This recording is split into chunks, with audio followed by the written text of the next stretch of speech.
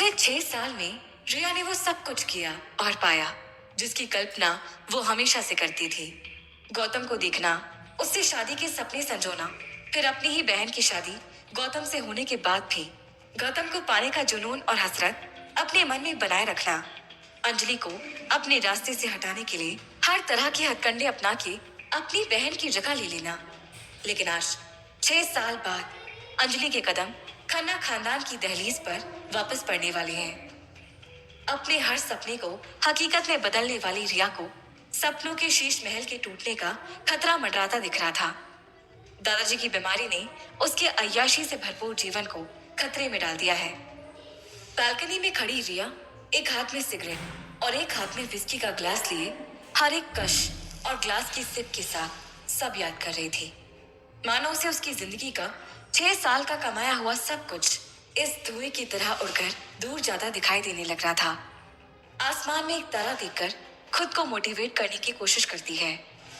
Come on Riya, never give up. इस बार अंजलि को वहां भेजना है जहां से वो क्या, अगर भगवान भी चाहे तो उसे ना लौटा सके। यू कैन डू इट रिया। गौतम सिर्फ मेरा है और मेरा ही रहेगा। शराब और सिगरेट का नशा रिया को अपने वश में कर चुका था। रिया खुद को कंट्रोल करने की कोशिश में फर्श पर गिर पड़ती है। सुबह रिया का हैंगओवर की वजह से सर दुख रहा था। वो किचन में जाती है जहां कढ़ाई में मूंग दाल का हलवा बनाते हुए नौकर चेहरे पर मुस्कुराहट लिए रिया से पूछता है, क्यों दीदी, कैसी खुशबू आ रही है? रिया शॉकिंगली उसे अच्छी तरह से जवाब देती है, वाह बढ़िया है, दादाजी के लिए बनाया है। नौकर भी रिया से इतना मीठा सुन सरप्राइज हो जाता है, क्योंकि शायद ही पहले कभी रिया ने अपने घर के स्टाफ से अच्छी तरह से बात की होगी। नौकर रिया के प्रश्न का जवाब देता है, जी बिल्कुल दीदी जी, उनका पसंदीदा डिश है ना। ये सुनकर रिया के दिमाग में दादाजी को इम्प्रेस करने का आइडिया आता है और थोड़ा हलवे को चखते हुए नौकर से कहती है, ये तो फीका है। पलटकर नौकर कहता है, दादाजी को शुगर है ना, इसलिए बस थोड़ी सी शुगर फ्री डाला है। ये सुनकर रिया की आंखें तन जाती है। वो कहती है, बहुत टेस्टी बना है। अब आपने इतनी मेहनत से बनाया है तो लाओ मैं दादाजी को खिला लाऊं।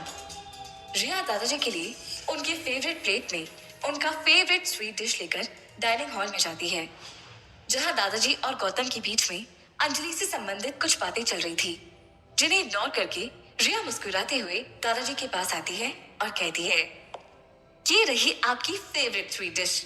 डॉक्टर ने भी बोला है कि ये आप खा सकते हो, इसीलिए मैंने आपके लिए बनाया है। ये सुनते ही दादाजी और गुस्सा हो जाते हैं और रिया को गुस्से भरी नजर से देखने लगते हैं।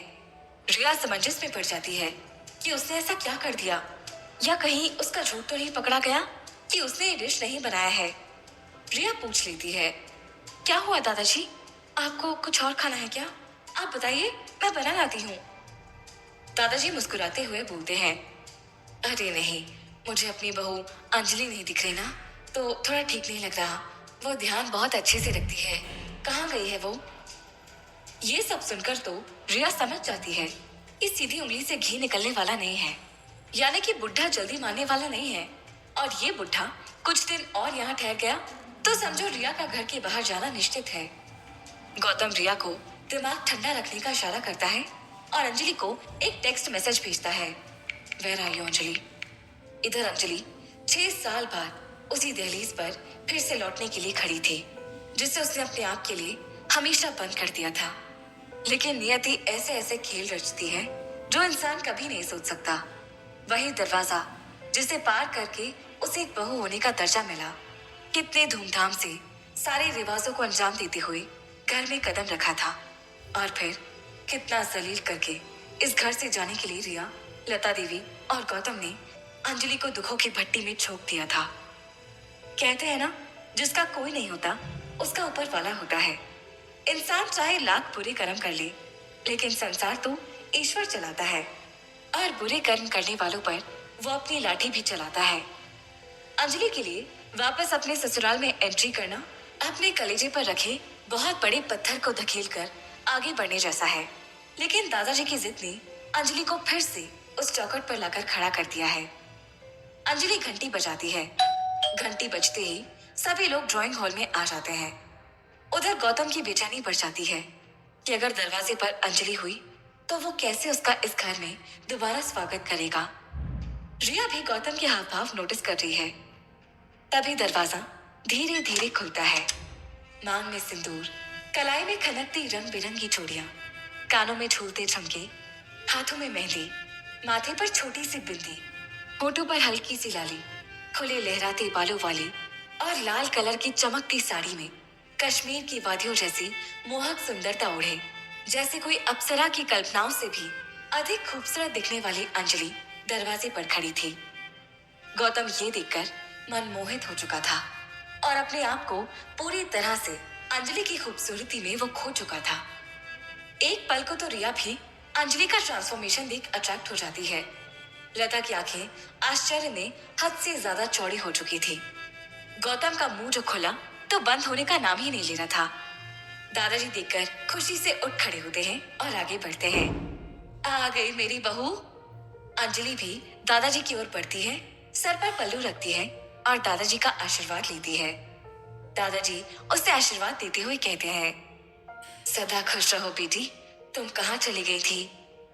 अंजलि दादाजी की बातों का जवाब देती है, माँ बीमार हो गई थी तो बस एक दिन वहां गई थी और आप एक दिन भी अपना ख्याल नहीं रख पाए, दवाई नहीं ली और बीमार हो गए। दादाजी उसके सर पर हाथ रखकर कहते हैं, आते ही डांटना शुरू।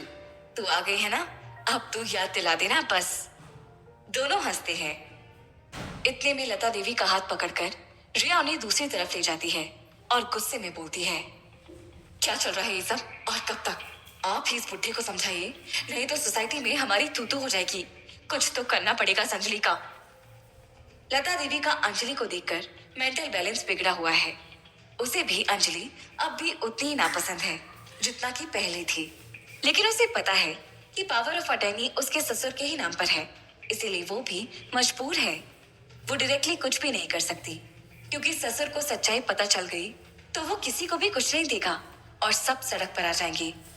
लता देवी रिया से कहती है, कुछ तो सोचना पड़ेगा संजय का, कहीं उसके वापस आने पर हम सबको ही घर से बाहर न जाना पड़ जाए।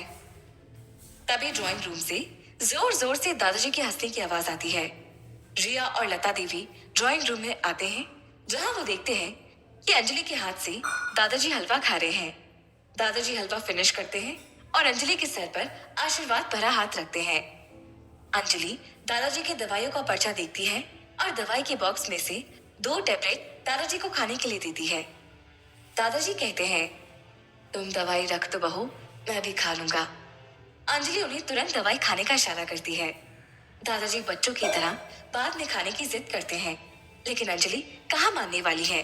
उसने दादाजी को दवाई खिलाकर ही दम लिया। गौतम रिया को इशारा करता है कि देखो कैसे बुजुर्गों का ख्याल रखते हैं। दादाजी के आराम करते जाते ही इस घर से जुड़ा अंजलि का अतीत उसे बेचैन करने लगता है। बड़ी झुकी और डरी नजरों से वो अपनी और गौतम के रूम की तरफ देखती है और देखते ही जैसे अतीत का थप्पड़ उसे जोर से लगता है। मन में कई तरह के प्रश्न चलने लगते हैं। घर तो वैसा ही था, लेकिन उसका वहां दादाजी को छोड़कर और कोई न था। अंजलि के फोन पर एक कॉल आता है और वो डायरेक्ट बालकनी में चली जाती है। कॉल फिनिश होती है तभी वहां गौतम आ जाता है। गौतम के चेहरे पर अंजलि के उस घर में होने की खुशी साफ झलक रही है। गौतम अंजलि को कुछ कहना चाहता है। Thank you Anjali, thank you so much for coming. मुझे पता है ये इतना आसान नहीं रहा होगा, लेकिन ये सिर्फ तुम ही कर सकती थी Anjali. You have a pure soul. By the way, मैंने तुम्हारा सामान रूम में रखवा दिया है। अंजलि गौतम की बातों को समझ तो रही है, लेकिन वो उसकी बातों को अहमियत नहीं देती है। अंजलि गौतम को बोलती है, इट्स ओनली अबाउट दादाजी, डोंट टेक इट पर्सनल। हम दोबारा प्रोफेशनली मिले हैं एंड आई थिंक वही हमारी डेस्टिनी है, उससे आगे कुछ नहीं। अंजलि की ये बातें गौतम को साफ साफ इशारा करती है कि अब उन दोनों के बीच में कुछ नहीं बचा है, तो उसे भी एक डिस्टेंस मेंटेन करके चलना चाहिए। अंजलि अपनी बात कंटिन्यू करती है, और हाँ गौतम, मैं दादाजी के सोने के बाद ही यहाँ से चली जाऊंगी बिकॉज मेरे कुछ वर्क कमिटमेंट्स हैं। अंजलि को दादाजी ने खिचड़ी बनाने के लिए बोला है और इतने सालों बाद उस किचन में जाने को लेकर अंजलि बहुत असहज महसूस कर रही है, क्योंकि किचन से अच्छी कम बुरी यादें ज्यादा जुड़ी हुई है। इंसान कितना भी चाह ले, कि वो बीती बातों को भूल जाएगा, लेकिन जब सामने अतीत खड़ा हो तो बीती बातें भूले से भी नहीं भुलाई जा सकती। खैर, दादाजी की फरमाइश पूरी करने के लिए अंजलि खुद को और स्ट्रांग बनाकर किचन में जाती है। दो नौकर ऑलरेडी वहां मौजूद थे। वो उसकी हेल्प करने के लिए आगे आते हैं, लेकिन वो शॉक्ड हो जाते हैं ये देखकर कि अंजलि को कौन सा सामान कहाँ रखा है पहले से ही पता है, जैसे वो रोज इस किचन में आती हो। रिया भी किचन में एंटर करती है और अंजलि को अनकंफर्टेबल फील कराने के लिए अंजलि को विक्ट्री साइन दिखाती है। तभी अंजलि के फोन पर एक वर्क कॉल आ जाती है और वो बात करने लग जाती है। डाइनिंग टेबल पर दादाजी, लता देवी और गौतम डिनर का वेट कर रहे हैं। घर के नौकर सभी का खाना लाते हैं और अंजलि दादाजी की खिचड़ी लाती है, जिसे देखकर दादाजी खुश हो जाते हैं और कहते हैं, जल्दी से प्लेट में निकालो बहू, पेट में चूहे कूद रहे हैं और खुशबू भी कितनी अच्छी आ रही है। अंजलि दादाजी को खिचड़ी सर्व करती है। दादाजी खिचड़ी बहुत चाव से खाते हैं, लेकिन 4 चम्मच खाने के बाद दादाजी को खांसी आने लगती है और वो बेहोश होने लगते हैं। सब लोग दादाजी को संभालने लगते हैं। गौतम अंजलि को गुस्से में कहता है, क्या खिला दिया तुमने दादाजी को अंजलि? तभी रिया डाइनिंग टेबल के पास आती है अपनी ईविल स्माइल के साथ और अंजलि को विक्ट्री साइन दोबारा दिखाती है। अंजलि के होश उड़ जाते हैं। हे भगवान, खिचड़ी में छिपकली, क्या ही खिला दिया इस लड़की ने, मनहूस की मनहूस ही रहेगी ये। दादाजी की खिचड़ी खाने के बाद खराब हालत देखकर लता देवी मौके का फायदा उठाती हुई अंजलि को ये बात सुना देती है। गौतम और अंजलि हक्के बक्के रह जाते हैं। गौतम और अंजलि मिलकर फिर दादाजी की हालत ठीक करने में लगे हुए हैं। गौतम दादाजी के दाहिने पैर के तलवे को जोर जोर से मसल रहा है, तो वहीं अंजलि डाइनिंग टेबल पर रखे हुए पानी से भरे ग्लास से दादाजी को पानी पिलाने की कोशिश में लगी हुई है। लता देवी रिया को देखकर इवल स्माइल पास करती है। रिया को पूरा भरोसा है कि दादाजी के साथ साथ अंजलि भी अब इस घर से गई। तभी धीरे धीरे दादाजी अपने हाथ का मूवमेंट करने लगते हैं। गौतम उन्हें आवाज देता है, दादाजी आप ठीक तो है ना? दादाजी धीरे धीरे अपनी आंखें खोलने का प्रयास करते हैं। अंजलि उन्हें पानी पिलाती है। दादाजी के उठते ही लता देवी बोल पड़ती है, बाबूजी आप ठीक तो है ना? इस अंजलि की लापरवाही की वजह से आपका हाल देखकर तो मन में बहुत बुरे बुरे ख्याल आने लगे थे, लेकिन प्रभु की कृपा है। रिया भी लता की बात आगे बढ़ाते हुए कहती है, मैंने अभी पढ़ा कि अगर छिपकली अपना रंग छोड़ देती है तो उसे चखने वाला इंसान 5 मिनट में छूमंतर हो जाता है। लगातार अंजलि पर शब्दों से प्रहार होने लगते हैं, तो वहीं अंजलि दादाजी से आंख नहीं मिला पा रही है। दादाजी उसे आवाज लगाते हैं। अंजलि, जो कि वही चंद कदमों पर खड़ी है, वो दादाजी के पास आती है। रिया खुश होती है दादाजी को अग्रेसिव देखकर। दादाजी अंजलि को दुलारते हुए कान में बोलते हैं, तूने बनाई ही इतनी अच्छी थी कि मैं एक बार में ज्यादा ही खा गया। दोनों की हंसी छूटती है। रिया और लता का उन दोनों की रिएक्शन देखकर मोरल डाउन हो जाता है। रिया की चाल फिर से फेल हो जाती है। दादाजी अपनी बात को कंटिन्यू रखते हैं, अरे हम देसी आदमी हैं, ऐसी बहुत सी जहरीली चीजों का सामना कर रखा है। वो दोनों हाथों से गौतम और अंजलि को पास बुलाते हैं और उन्हें गले लगाते हैं। दादाजी के ऐसी सिचुएशन से निकलने के बाद अंजलि थोड़ा हल्का और भारी दोनों महसूस कर रही है। हल्का इसलिए कि दादाजी स्वस्थ हैं और भारी इसलिए कि लता देवी और रिया आज भी उसके खिलाफ कॉन्स्पिरेसी करने में लगे हुए हैं। फिर भी अंजलि ने अपने आप को इतना स्ट्रांग बना लिया है कि दादाजी को छोड़ अन्य सभी सदस्यों का उसके प्रति परसेप्शन मायने नहीं रखता है। अगले ही पल गौतम को एहसास होता है कि उसने जल्दबाजी में अंजलि पर गुस्सा किया, उसके इंटेंशन पर सवाल किया, क्योंकि उसके साथ इतना कुछ घटित होने के बावजूद वो इस घर के एक अहम सदस्य की सिर्फ मदद करने के लिए आए हैं। वो कई बार मिरर के सामने खड़े होकर अंजलि को सॉरी बोलता है। तभी रिया रूम में एंटर करती है। वो अंजलि के बारे में कुछ और कहना चाह रही है, लेकिन उसके कहने से पहले ही गौतम बेड से उठता है और रूम से बाहर की तरफ चला जाता है। रिया को गौतम का ये बिहेवियर बहुत रूड लगता है। इस घर में अंजलि के लिए सुकून शायद कभी था ही नहीं, ना ही उसके खिलाफ साजिशें रुकी, ना ही यहाँ पर रहने वाले लोगों का उसके प्रति बर्ताव सही हुआ। लेकिन लिखी को कौन टाल सकता है। बस इन्हीं सबको सोचते हुए अंजलि दादाजी के रूम में उन्हें सोते हुए देख रही है। गौतम भी वहां आता है। वो अंजलि के पास बैठता है।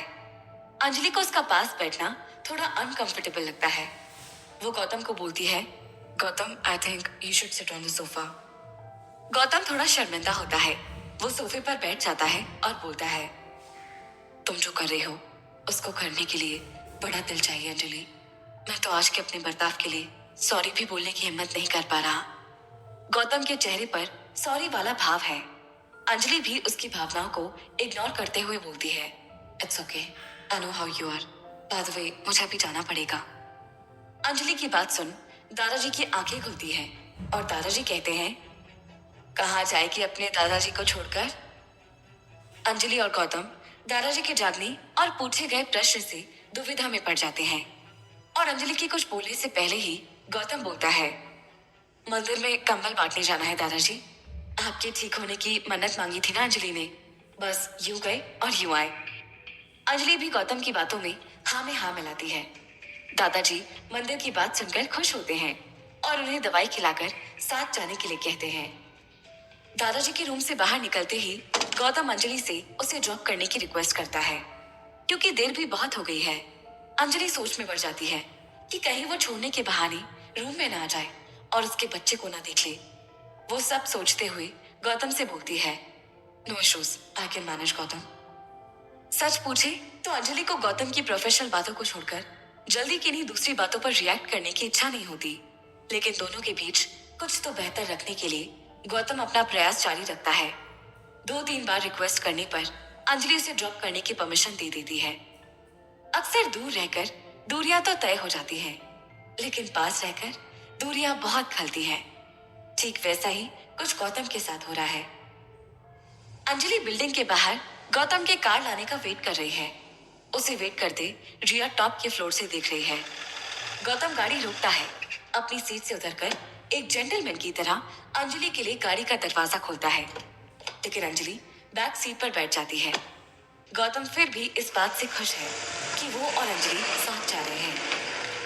ये सब होते हुए रिया देख रही थी। वो तुरंत गौतम को फोन लगाती है, लेकिन उसका फोन घर पर छूट गया है। रास्ते में गौतम अंजलि से कुछ और बातें करना तो चाहता है, लेकिन अंजलि एक बिजनेस कॉल पर थी और गौतम झुकी झुकी नजरों से मिरर में अंजलि के फोन रखने का इंतजार कर रहा था।